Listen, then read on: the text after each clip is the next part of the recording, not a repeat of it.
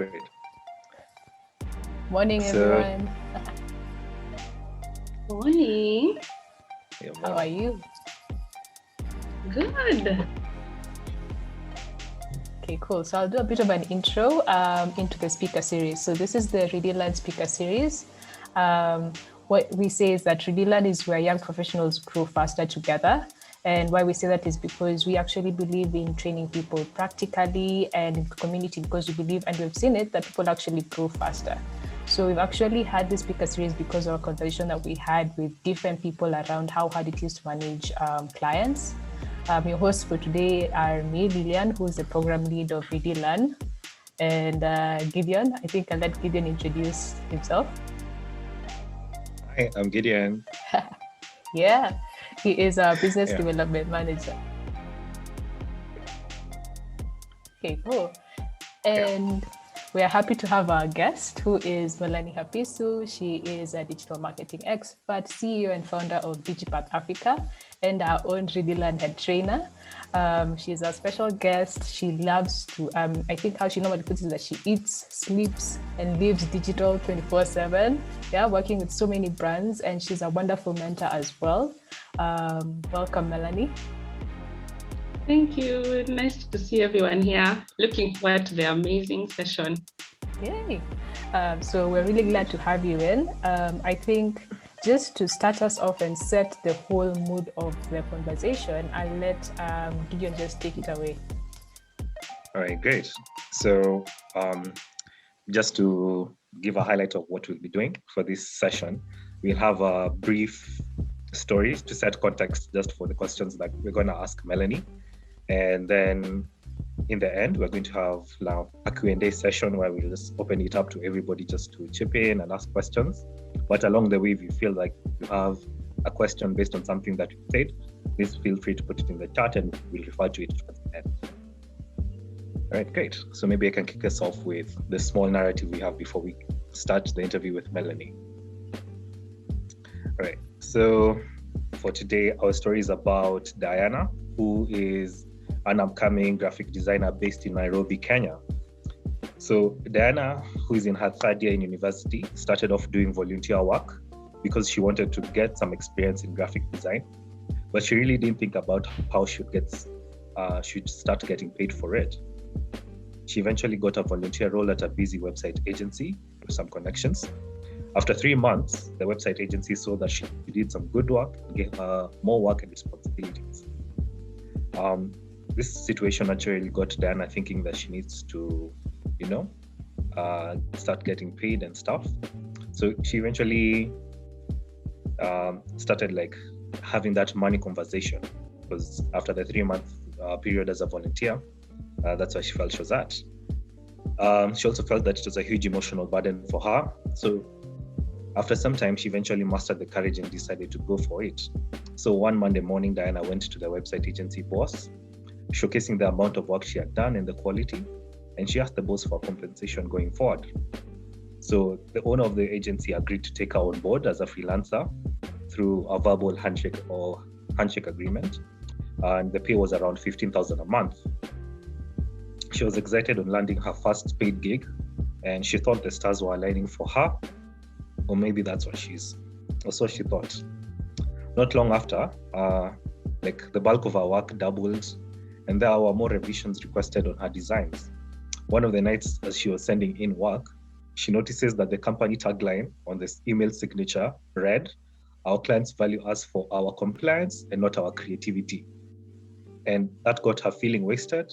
Her creativity was never going to be appreciated, and she finally understood why her ideas were not being considered. And now it seems that was the agency policy. So as she continued and got constant revisions for her work without any explanations, and the agency constantly asked her for extra work to be done on the weekends, Diana got to the point where she was losing time for friends and family, and the work was so much that she hadn't gone to the salon in a month. Her missing in action from her social circles and networks prompted one of her close friends to ask if the work she was doing was really paying her enough not to have a life. And the question left Diana in a state of depression. in closing, Diana eventually decided to seek out advice from a designer friend, and they joined a community where she got to listen to some conversations and had somebody who had a similar problem and challenge, and she was able to hear some advice in that conversation, in that group setting. So ideally, that's just the context for our conversation today. So maybe I can hand over to Lillian as well to kick us off to the interview series. Oh, thank you so much. So first and foremost, I don't know how you guys relate to this, but I actually felt some of those pain points a lot. I mean, just starting off, I don't know, I just want to hear from you guys, like what part of Diana's stories do you actually link to? Just from your personal experience. We can start with Melanie. So, I mean, for me, I think I relate to everything that Diana has gone through. I'm not a designer, but just being in a space where my job could allow me to start off from volunteering to going to actually getting a freelancing gig, growing over to, starting my own company. I relate to all that, especially when it comes to transitioning from working for free to asking for a pay. Oh my God, I don't even want to remember that stage because it was the hardest stage of my life. I think I was Diana in all ways, asking for a raise, realizing that my goals don't align with the company that I was working with or the client that I was handling.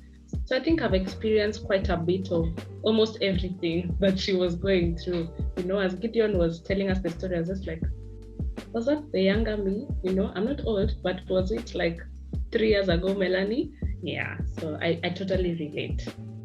Yeah, do you think like we kind of like just picked up your story from social media and pieced it together? Yeah. I feel like you guys were in my life. It's like you've been stalking me from the moment I started working. Yeah, but it was amazing. It felt good to relate to the story. Yeah, and I can definitely relate as well, like in terms of especially the part around the handshake. So like for me, my first job that I got, I didn't actually ask for a contract. Like for me, it was more of like, I'm moving from volunteer to work. You're willing to pay me? Oh wow, I'm even willing to just work with whatever you tell me. So for me, it was like handshake. It came to bite me like a lot in the end, because even someone was telling me, don't ever do work without a contract, and I was like, oh, you're not supposed to do that. I was completely unaware.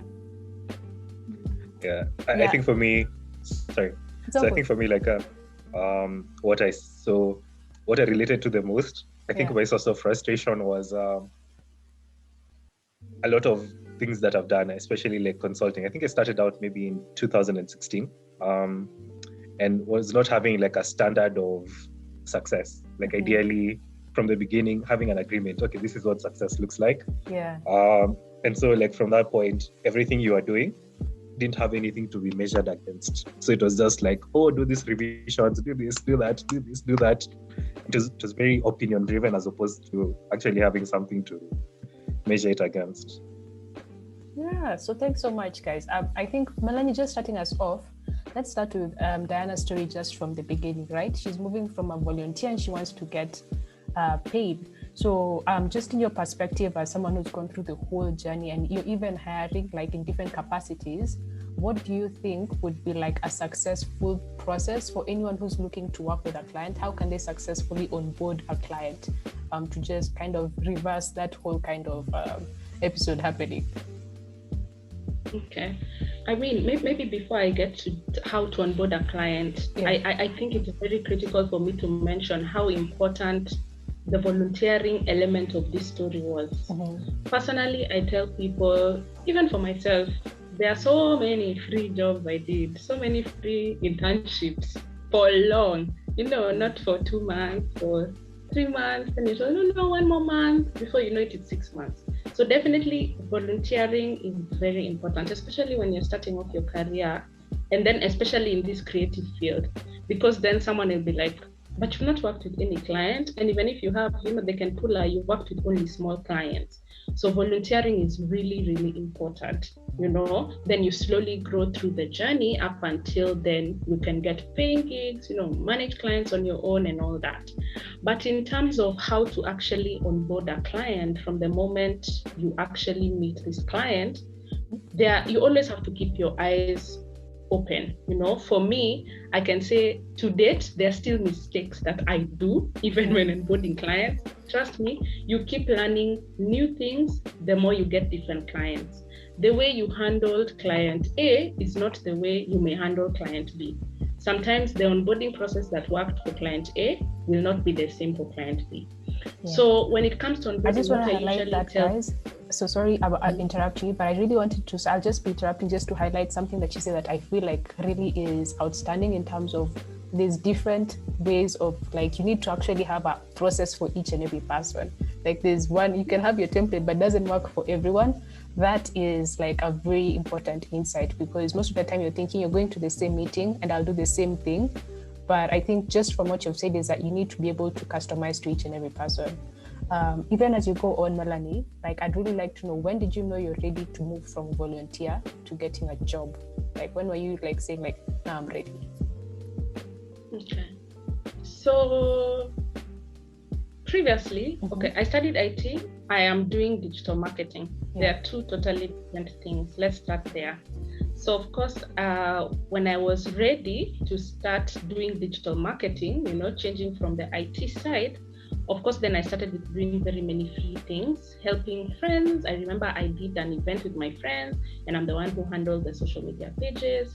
I had the honor of helping with the social media pages for my mom's company, and so those are the little things I used to put on my CV. Yeah. And of course, you'd tell people and they think, that's not experience. And for me, I tell myself that little work I did, I learned something, because honestly, I knew nothing. So I'd spend my time Googling, how to come up with a campaign, how to market an event, how to, and then I go and do the free job. Yeah. So you see, when a client is paying you, they don't expect you to be Googling. You can, but they don't expect you to be Googling. So I remember what made me now figure out, okay, these free jobs are now enough and it's time to go to the next step.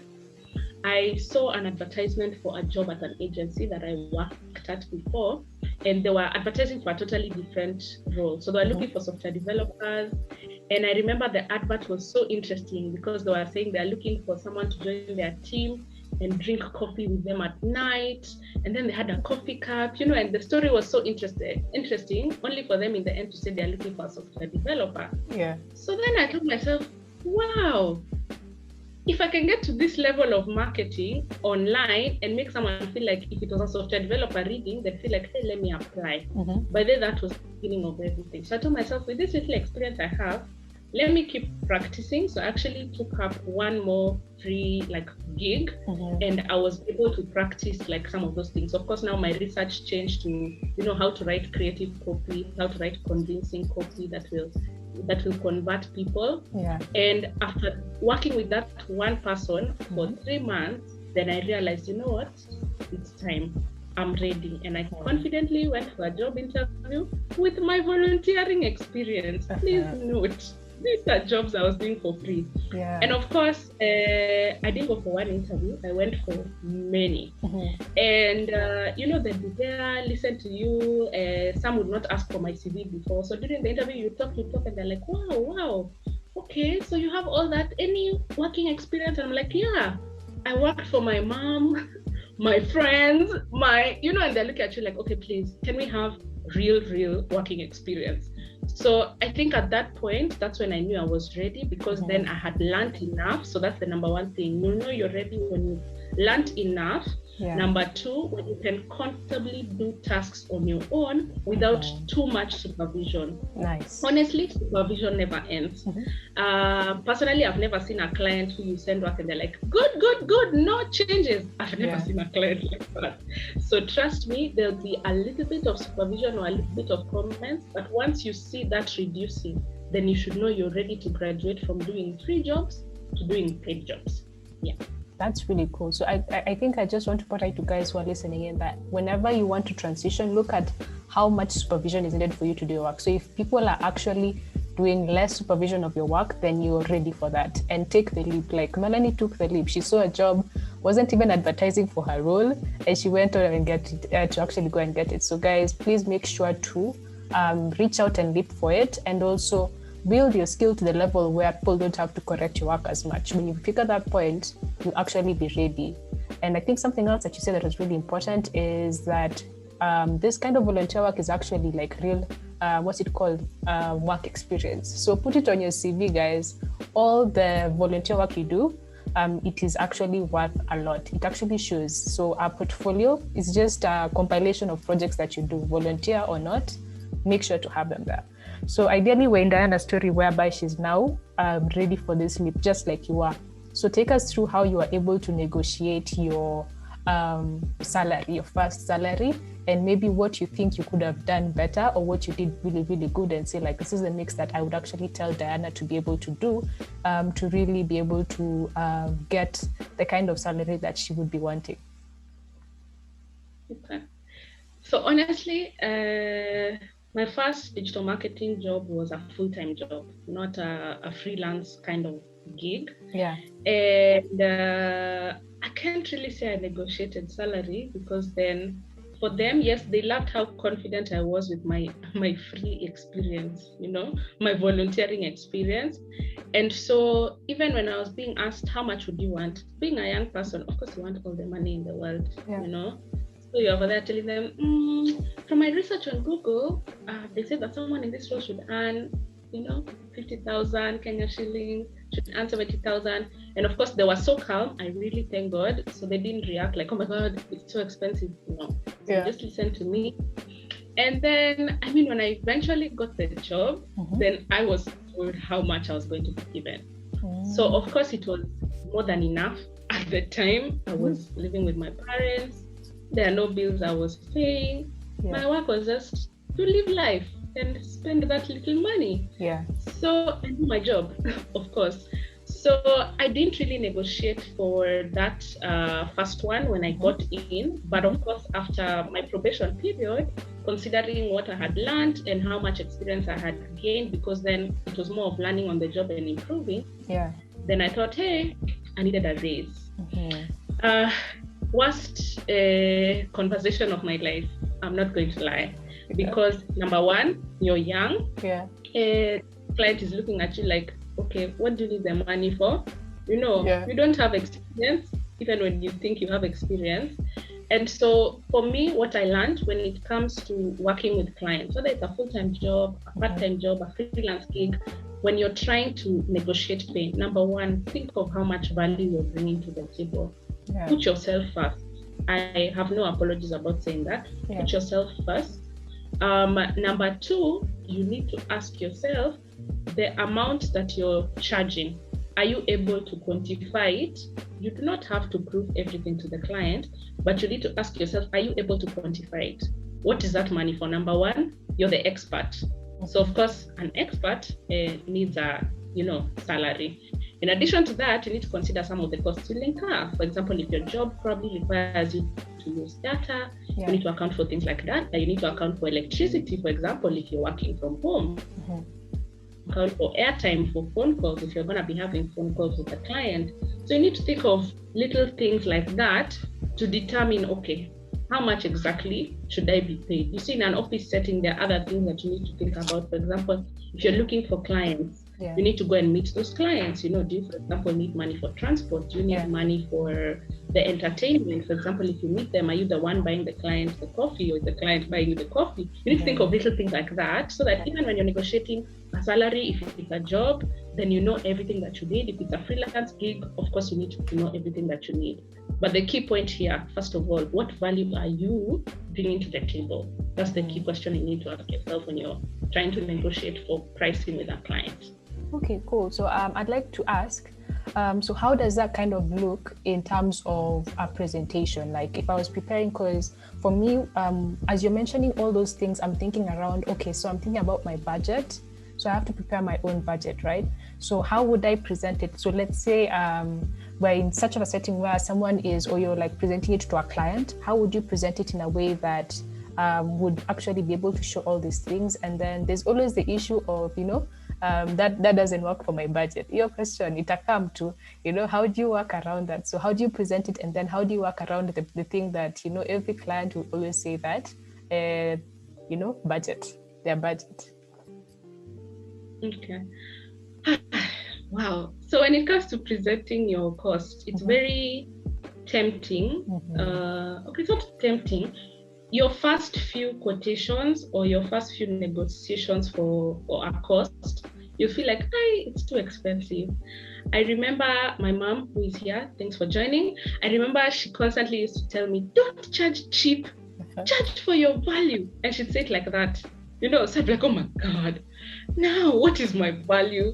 And I really thank her for repeating that, because nowadays, I don't even sneeze when I tell someone a cost. I'm just like, yeah, that's my price, take it or leave it. There are people then I'm open to discuss, like, what do you have, which I'll answer, which is the next question that Lillian asked. Yeah. But when it comes to presenting, usually I tell people, decide what your format is. It's not enough to tell a client, I'll charge you 100K. The client wants to know, okay, this 100,000, what does it entail exactly? You don't need to go into the details of airtime, transport, what you don't, that's your secret, keep it for yourself. But you need to go into the details of, for example, if I'm a graphic designer, I'm going to charge you, say, 18,000 per month for 16 designs, and these designs are going to be still, they're not going to be video. You have to be very specific around it, and you tell them this 18,000 will also cover up to maybe 3 changes of your design if you have a problem with it. If you're a digital marketer, maybe like me, if you're doing a campaign on social media, you need to tell this person, if I'm charging you, say, 50,000 a month, it's for this number of posts, it's for doing this, we're going to be monitoring your pages, we're going to set up ads, we're going to do reports. Be able to explain and justify that figure that you, rather than just giving a blanket figure. But then we've all met those clients who tell you, oh my God, it's not within my budget, it's too much. What do you do then? You need to decide. Usually I tell people, when it comes to everything that involves talking to consumers, you can't target everybody. Please have a type of client that you want. You can't serve all clients. The reason why I'm saying that is because if you have a type of client, then you probably will not bump into questions or concerns like, it's not within my budget. But even if you do bump into concerns like that, like, oh my God, Melanie, this is beyond my budget, what do you do then? Number one, I'd advise you to ask the client what their budget.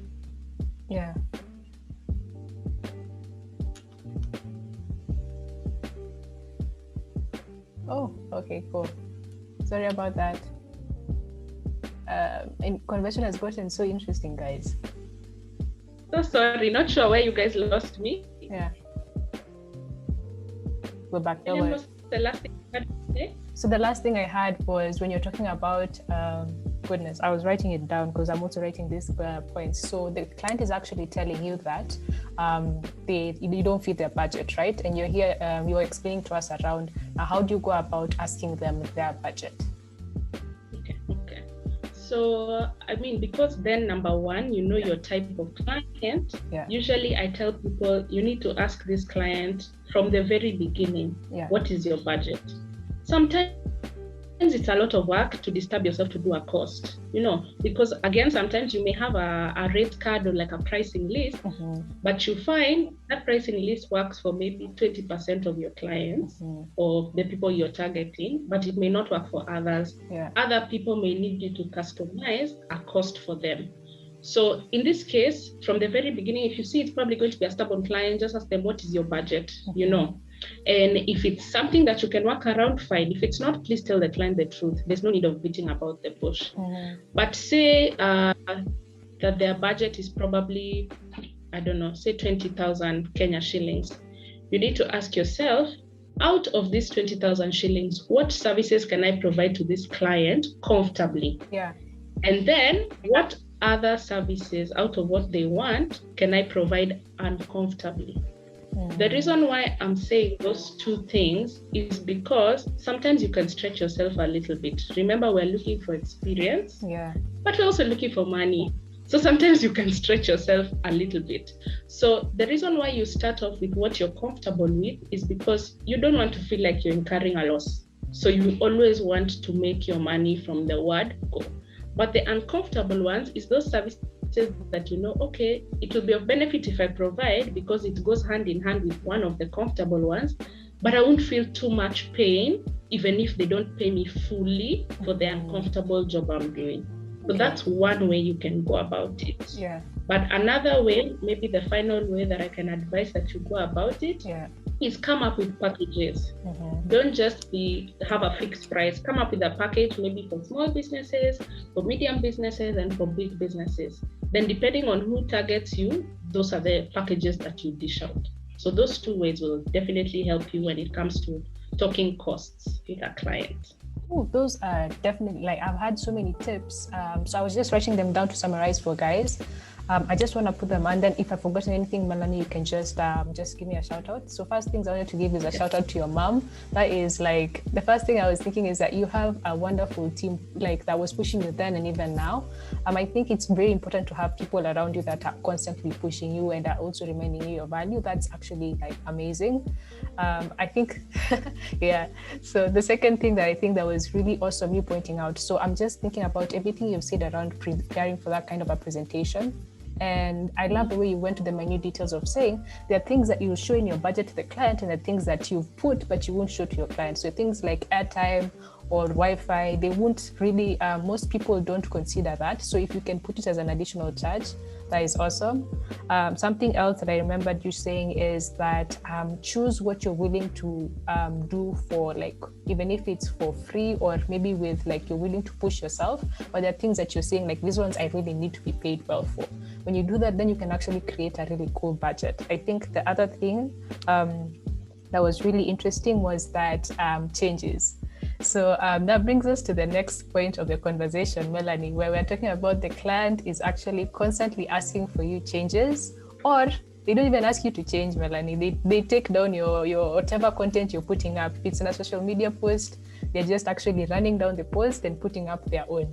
I don't know how you feel about this, but personally, when I had, like, we've been talking with a few people and I heard about this, it's really, I feel like it's inconsiderate. So even like entering to such a conversation, quite personally, I normally feel like, what? I don't know how to even think of the client at this point in time. So even the mentality, Melanie, how does someone even enter into such a conversation of, changes that people are asking for or the client is asking for?